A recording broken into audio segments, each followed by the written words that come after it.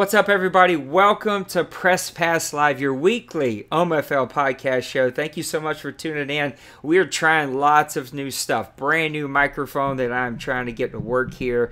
So it's going to be a little bit different for a little bit. Probably going to take us a couple of shows. We're trying video, as you can see. And so we're trying some new things. Be patient with us and let us work through the bugs. Maybe a little high on the volume. We're going to have to work through some of this stuff. But yeah, just be patient with us. I promise that we'll get there, and we hope that you enjoy the new stuff. It has been a while. I think the last show that we did was actually our draft show, and so it's been a hard time trying to find some time for all of us to connect. And we missed our buddy Dawson this week. He just has a really busy weekend. But as always, we got our good buddy D-Wayne with us.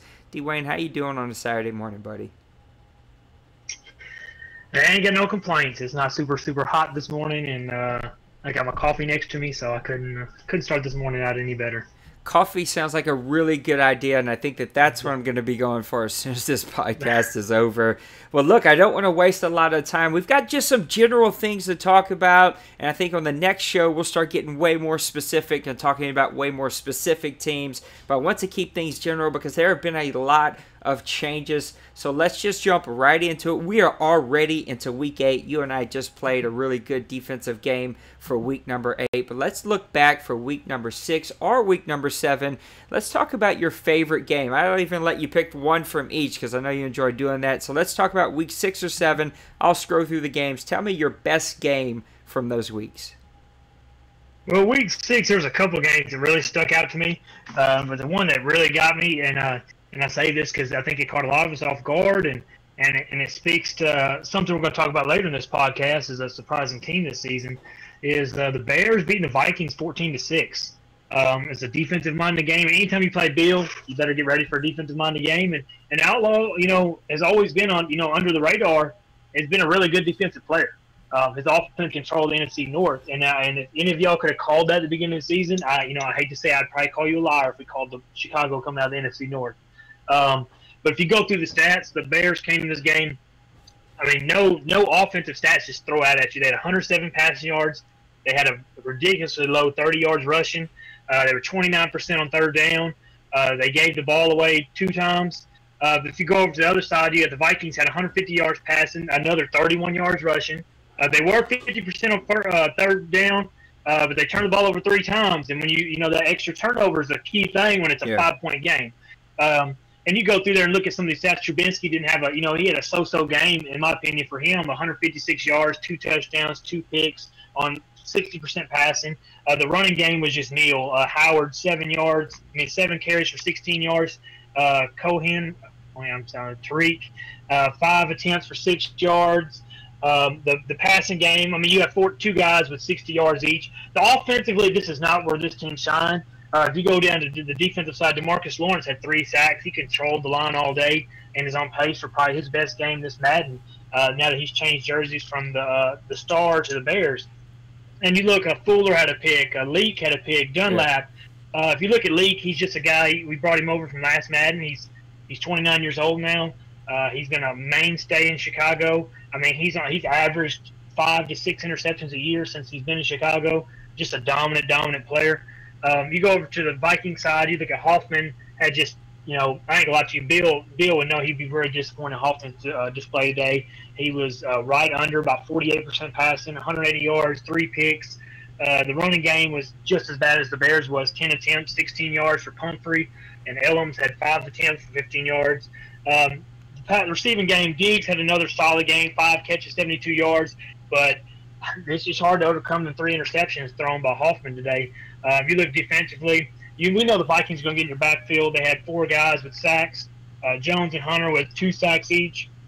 Kendrick and Short both had interception. But the telling tale of this game, in my opinion, is just the turnovers. Like I said, you had 1 extra turnover against a team that, the Bears, they're just solid defensively. Nothing super special except for Leak and maybe Lawrence on that defense. But when you turn the ball over 3 times against a team like that, and in a division battle like this, man, I hope this game could come down to play at the end of the season on a Vikings team that's ran this division since he joined the NFC North. Bill has. This could be a telltale thing towards the end of the season, this game. Yeah, I mean, this is a massive upset. The Bears sitting at 5-2, especially for a team that I don't know how plugged in he's been or how unplugged he's been. I know that, you know, he had warned us that there was a good chance he was going to be unplugged. And so, yeah, I mean, I think it's just pretty shocking that he came away with this victory. It definitely was a defensive battle. There was no rushing game to speak of for either one of these teams. And the Bears are sitting at 5-2 and have a pretty nice lead in that division. And the Vikings just, you know, no spoiler alerts, but they just dropped a massive game just a few seconds before the show started on a pick six. And so, I mean, they're hurting. Now, we have changed the sliders. This game right here was played when it was on fast, and we've slowed that down to slow. The game probably feels just a little bit more natural. The defense isn't quite reacting quite as fast, and those lanes or holes are opening up like they should. Now, you do have to be a little bit more patient with these settings. You can't just like smash the speed button and expect to get where you want to get. You're going to have to find that hole and really play in a way that sets up your team to hit the hole the right way. But massive victory for Chicago Bears in week number 6. Let's go over to week number 7. I'll run through these real quick. And so we got the Falcons beating the Buccaneers 31-14. Broncos beating the Chargers 20-17. Dawson and his Chargers. We got to get him back on the show. I know he's been super busy, but his Chargers are struggling this year after making a nice run into the playoffs last year. The Colts at 5-2 beat the Texans at 3-4, 42-10. The Seahawks with a 30-13 victory over the Vikings.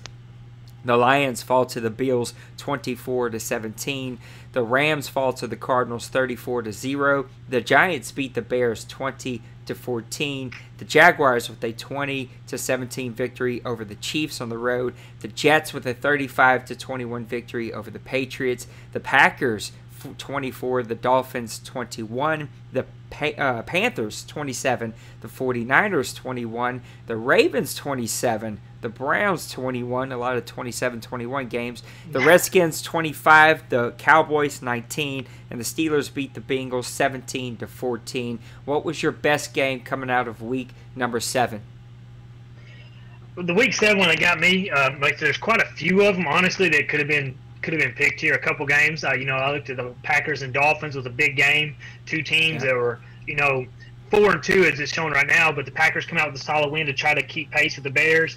You had another game, the Jaguars and Chiefs, a game that, that division right there just runs neck and neck all season, and every win counts. But my game that really gets me is the Panthers and 49ers for a few different reasons. Just for the resurgence of the Panthers this season after – and Colin will tell you, he laid flat the last 3 or 4 seasons, and he honestly did not know what was wrong. And whatever it did, he fixed it. He's 5-1 this season, and winning the game over the 49ers, who we know are a dominant defensive team, always plays solid, probably plays in one of the hardest divisions in this game. So he's a hard one game in and game out. And the Panthers came in here and won 27-21. I'll just kind of skim through them real fast. The turnover differential was 2 turnovers for the Panthers, 1 for the 49ers. So, that turnover differential doesn't play in the hand that it usually does this game. But if you go through there, a telling tale, just skimming some stats here, the Panthers had 185 yards passing to 214 for the 49ers, and 120 yards rushing compared to 35 for the 49ers, which is a huge deal. And if you look at offensive red zone is another telling one. He had 100%. Once he got in the red zone, he scored every time. 49ers were on 60% in the red zone. Yeah. And I always tell people, once you get inside the 20-yard line, it's sickening if you don't come away with points. And unless it's an extreme circumstance, down by 6, and you have to, make some plays, but you need to get points inside the red zone. And another one is 56% third down percentage for the Panthers, 0% for the 49ers. You are not going to win games if you cannot convert third down. No. And especially 56-0, I can only imagine how frustrating that was for me. I can't remember who was. Is it Meathead or was it the new guy? No, it's the new guy. Okay. And like I said, he's still carrying his 49ers to the same way Meathead held them up to. If you go through some of the stats, Luck had a game that you would expect Luck to have. He 75% passing, 220 yards in the air, 2 touchdowns, no picks. If you go through the running game, he's almost like a committee rushing game now. He had I mean, he has really 7 guys who carry the ball this game. None of them over 50 yards, but enough to, enough to have that 120 yards rushing. And you go through, look defensively. He had 3 sacks. He had 1 interception. If you go to 49ers, we talked about Roskovsky. He had a pretty solid game, 75% passing, 240 yards passing, 2 touchdowns, but he did throw a pick. You go to the running game, this is where it hurts the 49ers. You're not converting 3rd downs, 3rd and 1, 3rd and 2. You really honestly need a running back that you can count to hit that line and get you a yard or 2. And Rawls pretty much did not do that. He averaged 2.5 yards a carry, 31 yards on 13 carries. Kirby and Todd were just non-existent. Which is shocking because, Rawls was a number 1 running back in this league when he was in Seattle. He is, and he's a pounder, and he hits the hole, and that's what really shocks me, the fact that, like I said, I don't know how many short downs he had, but you got to be able to run the ball to keep yourself out of 3rd and 10, 3rd and 9, 3rd and 8. You want to have those 3rd and 4 and less, 3rd down conversions, which make it easier, which makes it to where, Colin doesn't have to sit back and wait for you to force a pass. 5 catches, 112 yards. You go down, the 49ers actually had a pretty good. Connie had 2 sacks, Cook had 1, Key had 1. He had 3 forced fumbles, the 49ers did, which makes it even more crazy to me that, he did not win this game. But I have to give props to Colin on this. I'm pulling out a game to where, like I said, he was in the negative on the turnover side. And forced fumbles, don't necessarily mean he lost the ball, but forced fumbles are used, especially I think those are defensive line guys that are hitting them. You're losing yards in those plays, which is backing you up and backing you up, backing you up. And you got to give props here in a game that, like I said, the Panthers are separating themselves from the NFC South, and the 49ers are trying to keep pace because, let's also all be honest here, he's probably not going to catch Seattle in that division, but he's trying to win games to stay in that wild card race, and losing games like this really hurts that. Yep, the Panthers are one of those just like scrappy teams, and he just scrapped a victory. I think one of the stats that just jumps out to me, because you and I play him twice a year, is Luck with 3 rushes for 24 yards along with 13. When you play the Panthers, you have to be watching for Luck. Even in his older age, the guy will rumble off a 15, 20-yard, 3rd and long run on you that picks up a crucial first down that leads to a touchdown. Like, I've just seen that happen too many times. Serwin Vega doing his thing. It's just they have to get Rawls going in San Francisco if they're going to be a winning team. You worry a little bit that you see Luck tossing the ball around for 24 attempts, but look, he didn't turn the ball over at all. You want to see a little bit more rushing game from them. If you take away the long of 44 for Mac, the rushing games, the numbers are going to be pretty low. But look, I think everybody's trying to figure this out with this, the new settings. But the Panthers are sitting at 5-1, and definitely one of those teams that are right there in the mix to give the Falcons a run for their money. So, speaking of that, let's just jump right into it and talk about the things that we've already talked about a few times, and that's the settings. So, what are kind of your overall thoughts about All-Madden, the swap, the gameplay, how it feels? Now, you and I just tested out the brand new settings of going to slow. I'll give my thoughts, but I want to hear about your thoughts. We're now 8 games deep, and so we got a pretty good feel of what it feels different from All-Madden. Well, I think we talked about it a little bit earlier on the running side of it. I think that the running, when you went from All-Pro to All-Madden, you have to take a different approach now running the ball. And like I think you said it when you said you can't just hit the hole now and hit R2 and hit the hole and expect to get very many yards. I think the lanes are smaller. I think the defenders are reacting better to the ball. And I'm just speaking from my experience. I've ran the ball good this year. In my opinion, I've ran it good, but not like I would like to run the ball. But a lot of it is you're just going to adjust. The holes aren't as big anymore. I think the defensive line and linebackers are reacting better. And I think that you have to be more patient. You're not going to be able to just catch the handoff and hit R2 and go. And if you look at a lot of guys this year, you're going to have to get used to on this All-Madden is having 3, 4, 5-yard runs. You're probably not going to get your 10, 15 yards of carry every time hitting a hole up the gap. Honestly, every time. But a lot of guys I've seen this since we went to All-Madden, they've had more success going outside just because I think guys are giving up from going inside the tackles, that guys are leaning towards that outside. But I think that this All-Madden, even with that, you're going to hit a home run every once in a while, but these defenders are just reacting so fast. Now, I can speak for last game, me and you just played, and I think I ran a halfback toss, and I seen green pastures, and that safety dodged my blocker and made a play, which is a good play for the defender. I mean, that's a realistic play. He sideswiped that blocker and got me, for a 1 or 2 yard run. And I think that's where you're gonna get on. You don't have the time anymore to to see that lane close really fast. And I think with All-Madden, that's what you're going to see. And I think that goes to the passing game, too. I think your passing lanes are smaller. I think you've got to be more patient. And I think you're going to be more – you're not going to be able to close in on one route or maybe 2 routes and just go that way. I just don't see it. I watched a play earlier when I was watching the Vikings and Redskins game where it's a pretty common play. It was a rollout play action, and he threw the ball. He didn't lead his guy like he should have. He didn't lead him quite as much. He threw it, and that Vikings defender made a play on it, picked it off. And I think that's the small things right there.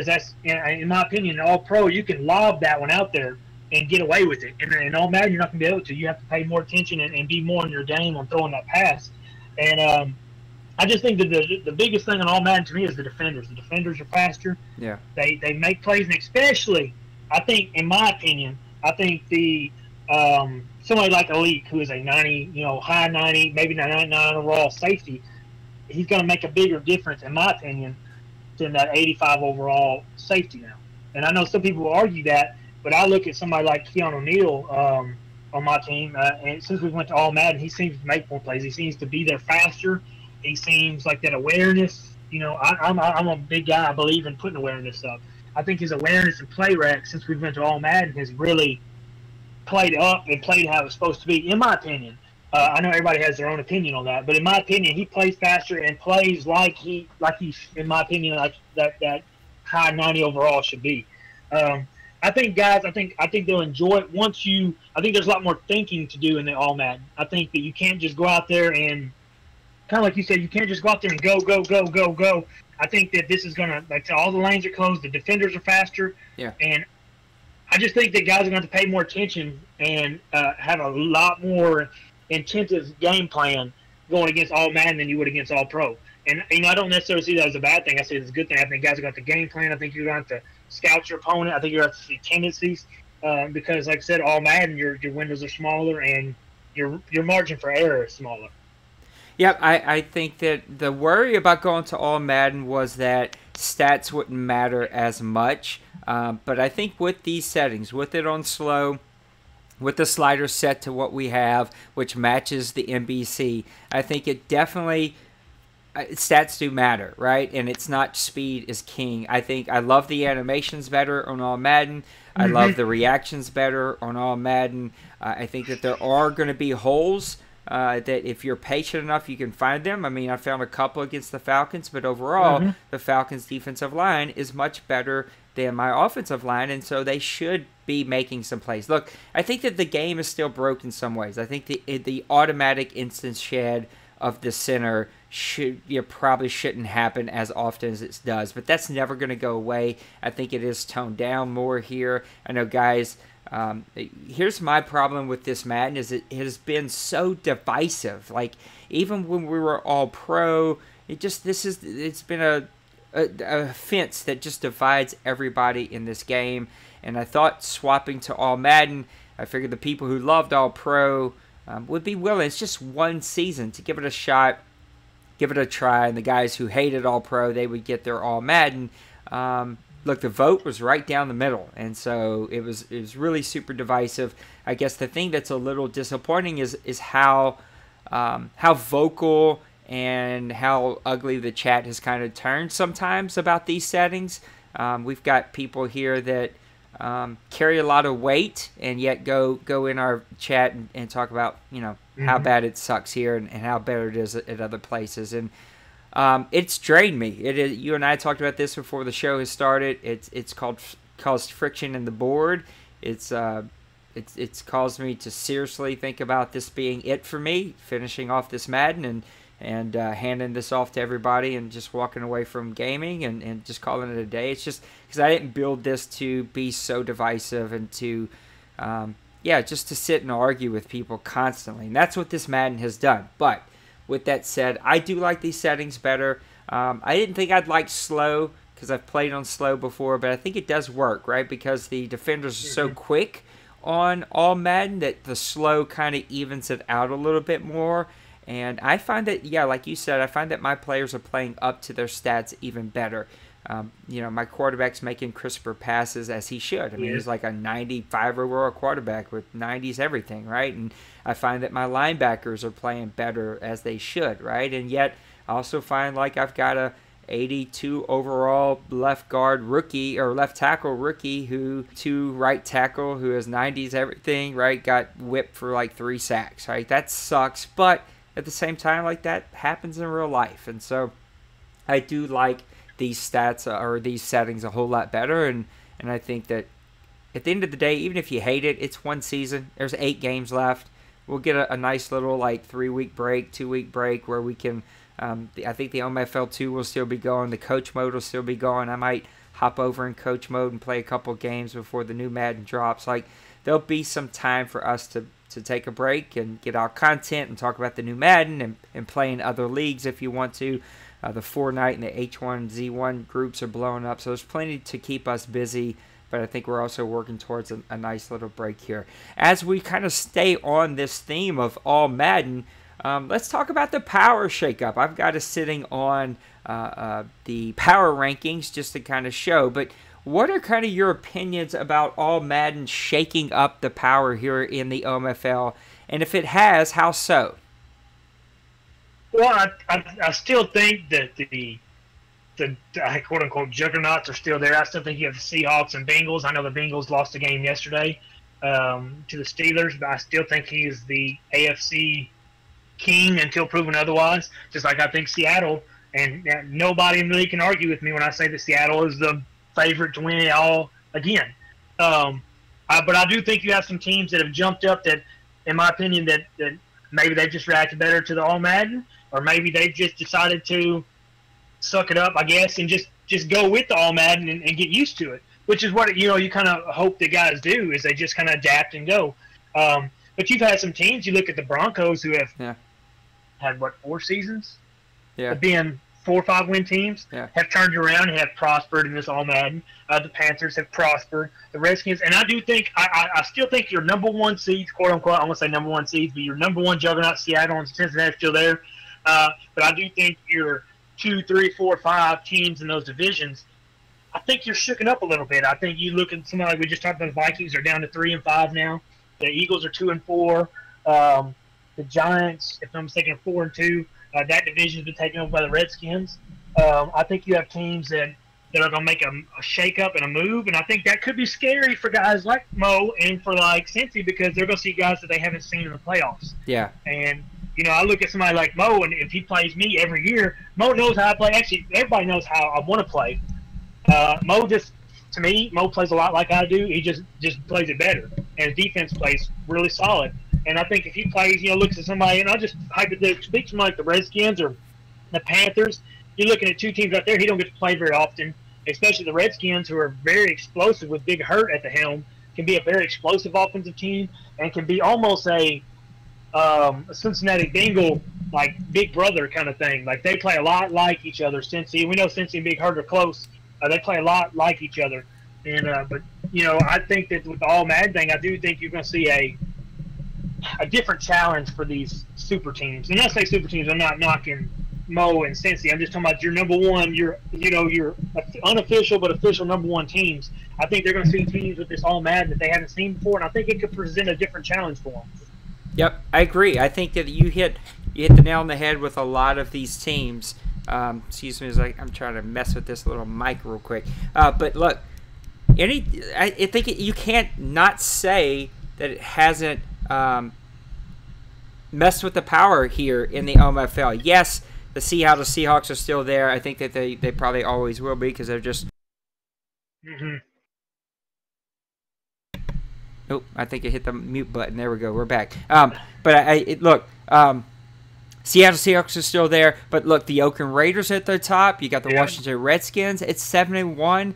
You talked about the Denver Broncos at 5-1. Carolina has turned some things around since last season, and so like they're definitely the Chicago Bears. We talked about them at 5-2. The Colts at 5-2. The Packers right? The Packers have been kind of up and down this whole Madden, but yet they're doing well this year at 4-2. The Dolphins are back at 4-2.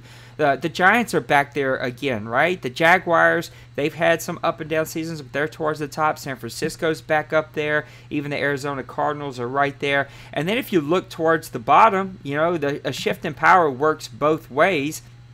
You've got some really good teams down there. The Patriots, the Rams, who were red hot at the end of last season, they've yet to pick up a win. The Chargers, who made the playoffs. The Dallas Cowboys, who've always been a tough team. The Pittsburgh Steelers, who've always been one of those better teams. The Eagles, the Vikings, the Kansas City Chiefs, the Houston Texans, the Tampa Bay Buccaneers, even the Jets at 3-3. So I think there clearly has been a power shift that has happened in the league, and I think that that's a good thing, right? I think if we had, you know, 2 more seasons with this Madden that or with these settings, that guys would definitely get them figured out and would figure it out and move to a place where these really, really good teams who now have had a tough season would be better, and they would be playing much better. So as we kind of stay on that theme of surprise teams and power struggles or power shifts, I should say, what has been your biggest team that's been a surprise so far this season? Well, I think you'd be hard-pressed to find a team that is improved as much as somebody like the Colts. I think the Colts are a team, I think, if I'm mistaken, were they 0-16 last season? Yeah, they were. I don't remember what they were. 1-15, but they've turned it around. I mean, and honestly, he did not for a roster turnover. He's still got Carson Wentz. He's still got Todd Gurley. He's got the same kind of receiving core across Moncrief and Rabb, but he's turned it around. He's 8th in scoring this year, 7th in total yards, 20th in passing, but he's 2nd rushing. With Gurley playing like Gurley should play, in my opinion. His defense has been solid. He's only given up 13 points a game. But you're talking about a team who's just is a complete makeover from last year. When I say makeover, is ownership-wise, he took the same team and just completely flipped the script. And you have to look at his wins this year. He lost to the Giants earlier this season. I'm trying to think who else he lost to. The Raiders. You're looking at 2 teams right there. You can't really scoff at those wins. The Raiders are a 7-1 team or 5-1 team. 7-1. 7-1. What did I say? 7. Yes, 5-1. And then you got the Giants, who are a tough game for anybody.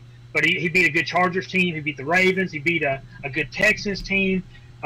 He beat Texans this last week 42-10, and everybody knows that Texans team's a solid team.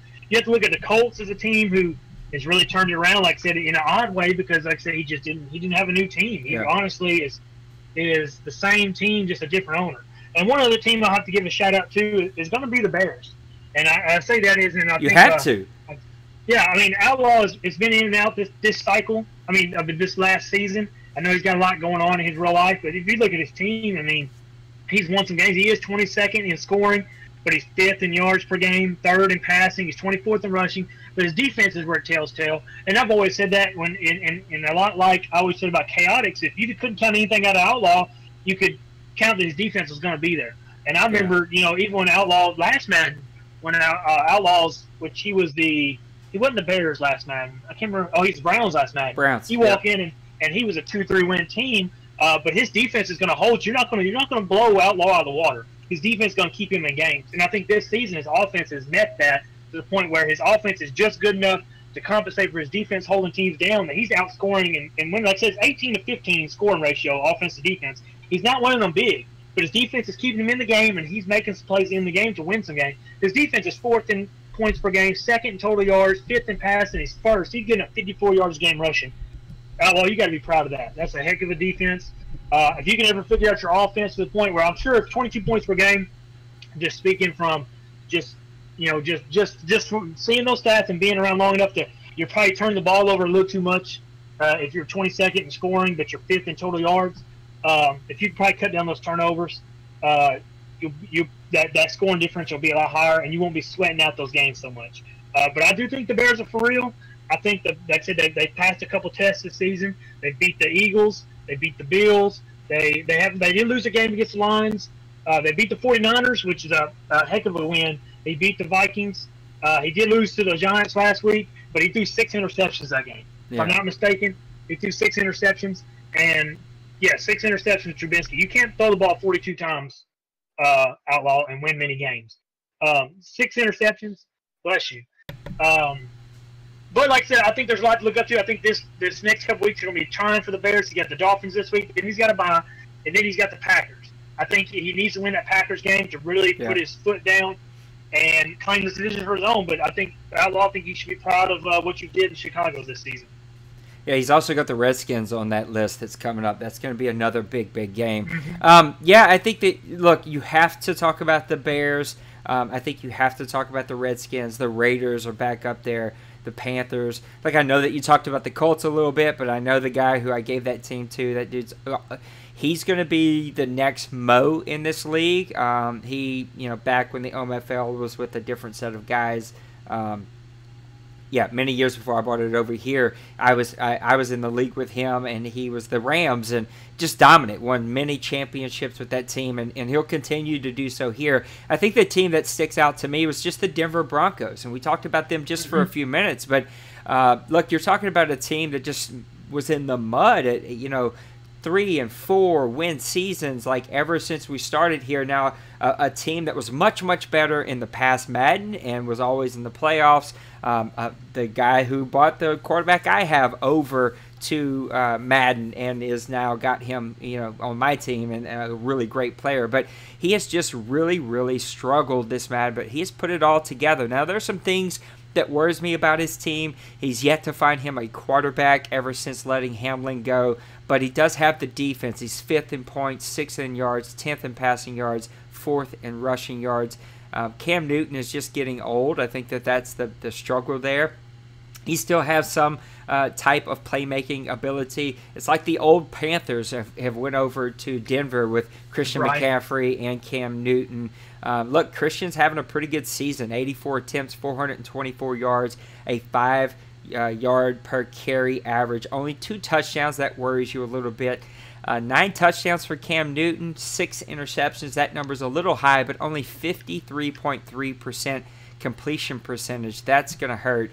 Gilbert Nixon, a second year, I think, or maybe third year player, who has always been one of the top players here. He's already got 8 touchdowns, so 8 of the 9 touchdowns have went to Nixon. 25 receptions, 584 yards. He does have 5 drops, which is a little bit of a worry. P.J. Williams went over to Denver after playing with the Saints. He's got an interception, but Justin Simmons is playing a great year. 15 tackles, 2 forced fumbles, 5 sacks from Barnett, 5 sacks from Gardner. So he really has put together a solid team. If you just look at his schedule, though, you can see what's coming up here. He had a big victory against the Chiefs, who've struggled, but dropped a big game to the Oakland Raiders, but a close game, 27-20. He did beat the Browns. He beat the Texans. He beat the Chiefs again, this time a little bit tighter, 33-30. He barely squeaked by our buddy Dawson and his Chargers, 20-17.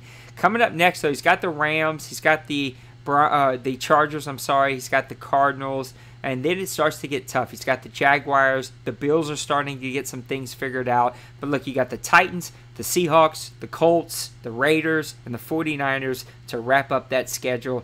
That stretch right there will tell you if he makes the playoffs, he has definitely earned it, because that is a brutal stretch as he wraps up his season there.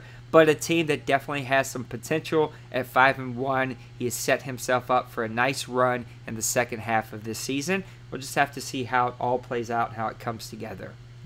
Let's look at some owner-submitted questions. Now, these have been here for quite a while, so there's going to be some that we need to go back to. I think that these may have been used back in last season, and I just didn't clear them. So let's go ahead and do it. Calm Like a Bomb, back on April the 28th, so a little while ago now. Actually, I'm not going to do these. These are a little too far back, so we're going to go ahead and we're going to skip. A couple of these. Let's get down to Priest. We'll start here.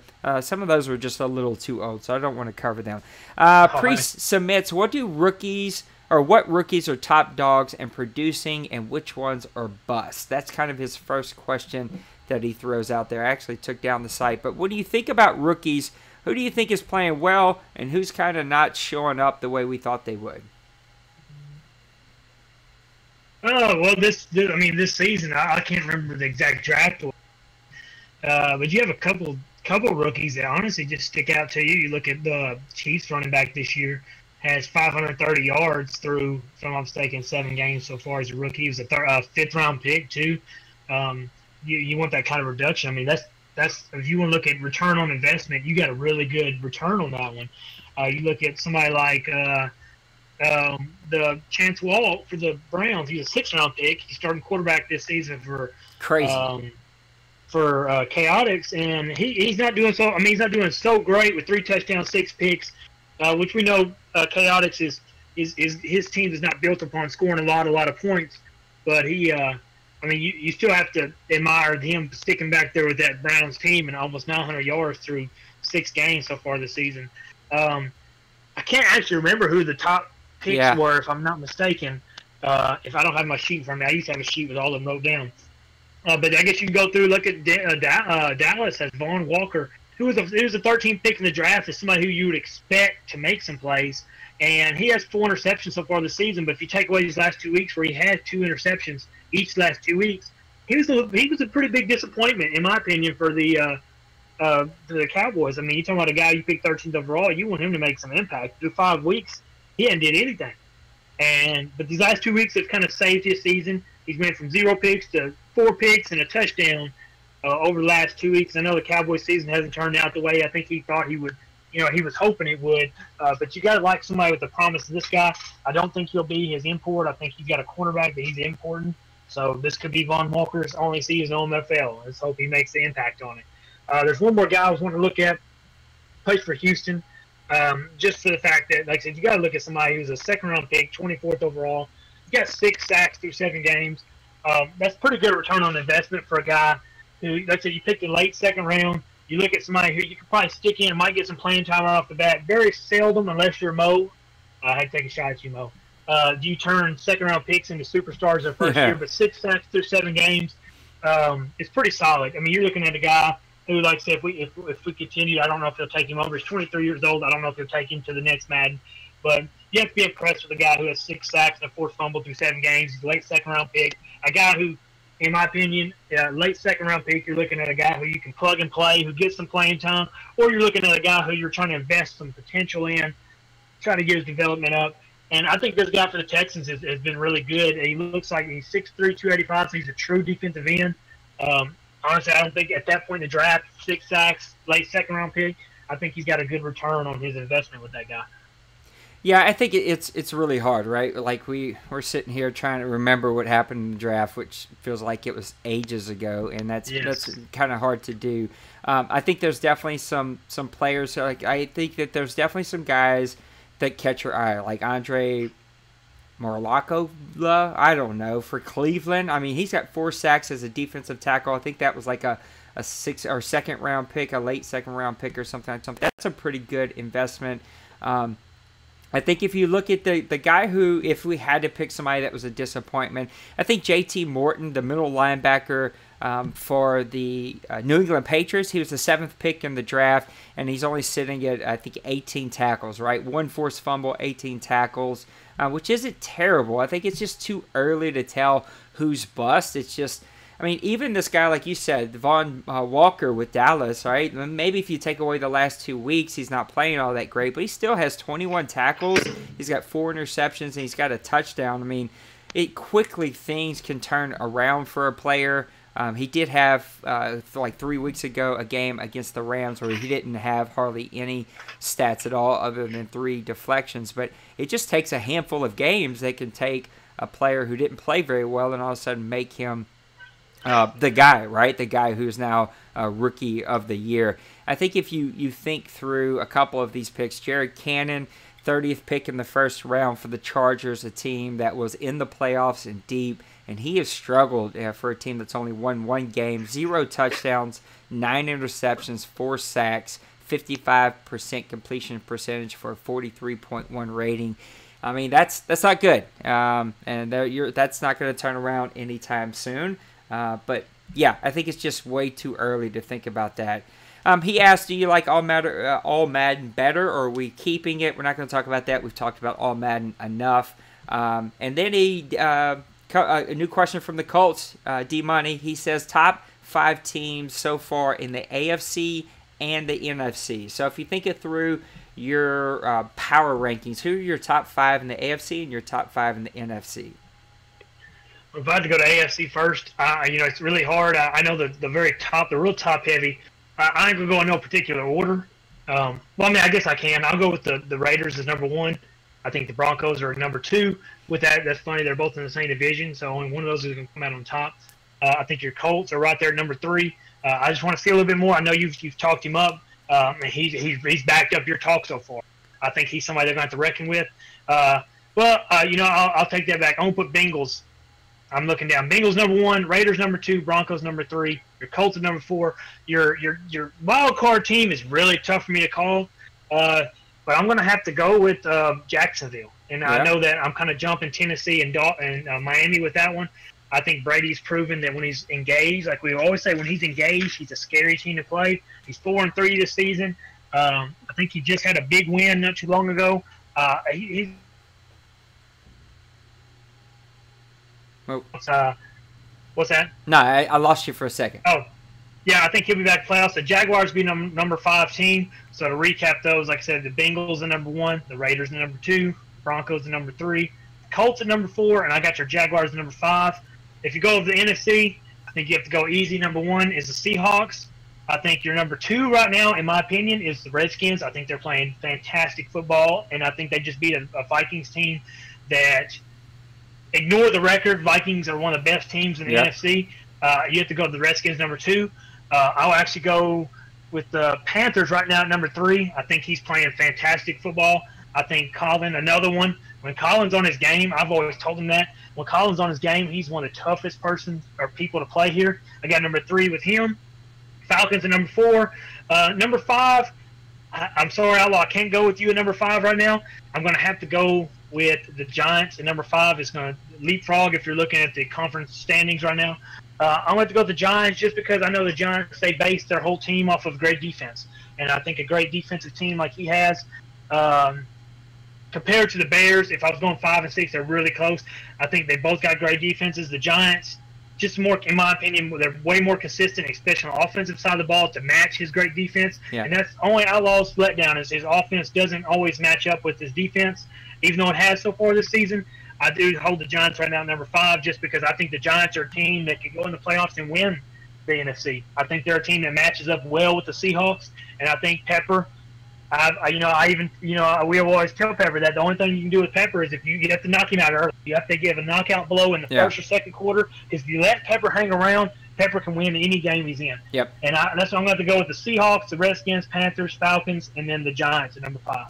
Yeah, I think mine's going to be very close to yours. I do want to put the Colts number 1 in the AFC. I'm not just because of the record. We're going to go what are we seeing with our eyes right now. So I'd have to go Raiders 1, Broncos 2, Colts 3. I would go 4, 5, a little bit different than you. I got to go Tennessee, Titans at 5, the Bengals at 4. So Raiders, Broncos, Colts, Bengals, Titans. I'm only letting the Bengals have 4 because of their past history, and I know what they bring. And I'm just talking about what are we seeing with our eyes right now. I do think that power is a little bit different than that. I worry about the Broncos. We're going to find out about them late in the season. I do think the Colts are the best team there, and I do think that the Bengals, they're going to unplug a little bit during the summer. He and I have always had that talk. He gets busy during the summer. He always wants to retire during the summer and come back, but he doesn't because he knows that's not how it works here.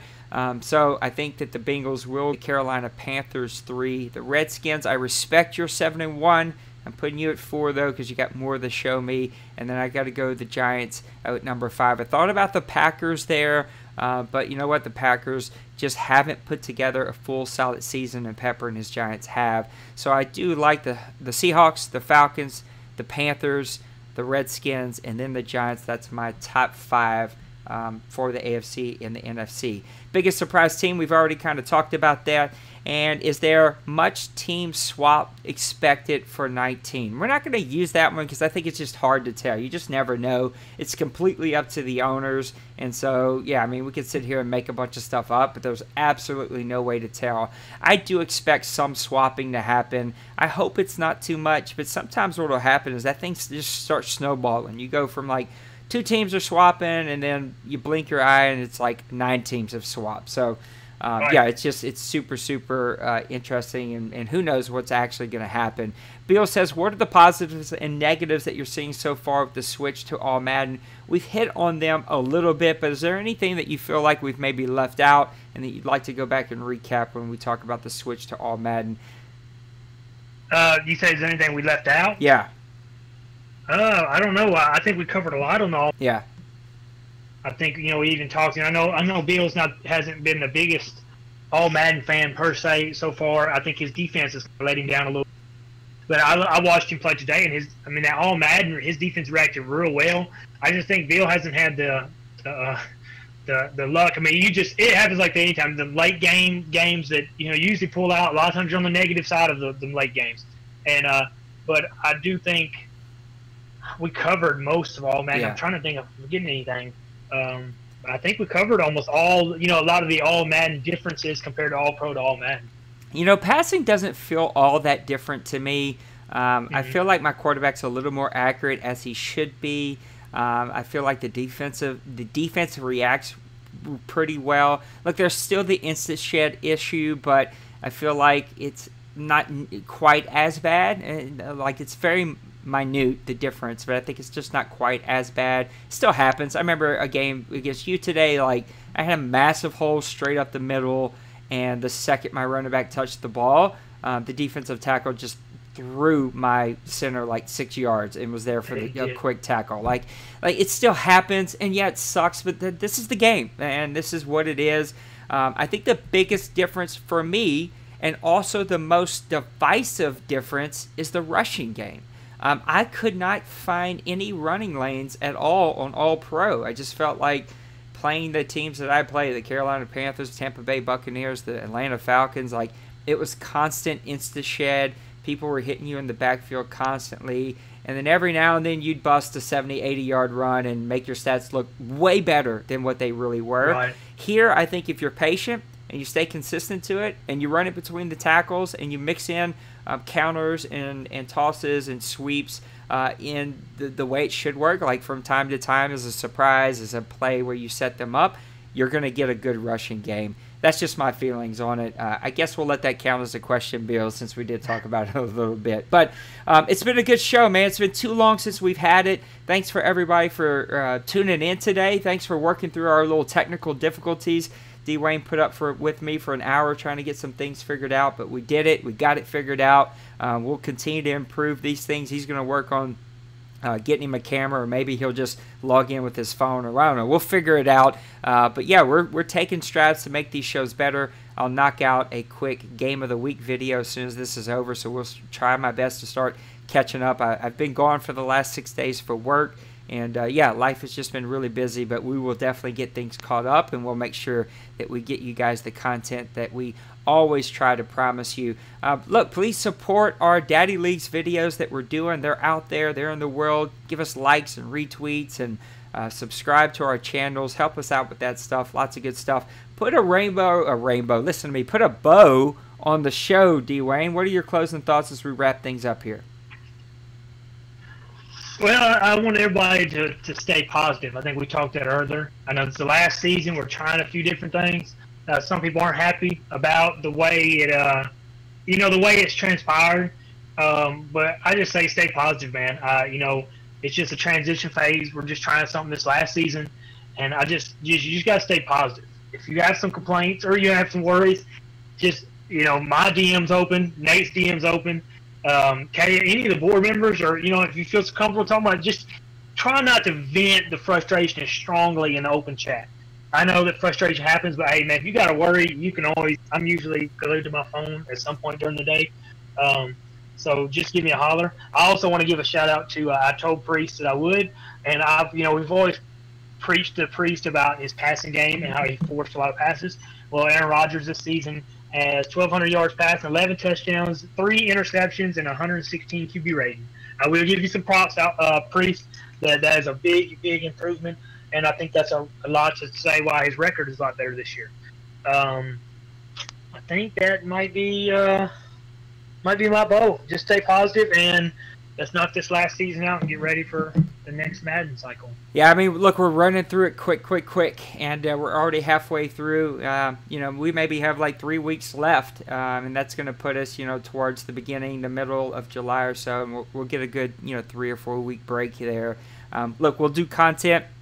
We'll do shows. We'll put stuff out to keep any type of break at all. So I think this break will do everybody some good. As Dwayne said, just be more positive. Like, help us turn the corner and become more positive. I'm having to practice it. I've been completely drained of carrying this entire community and doing everything that I try to do for you guys. And look, it's been tough. And you can only hear so many complaints before you question, like, why am I doing this anymore?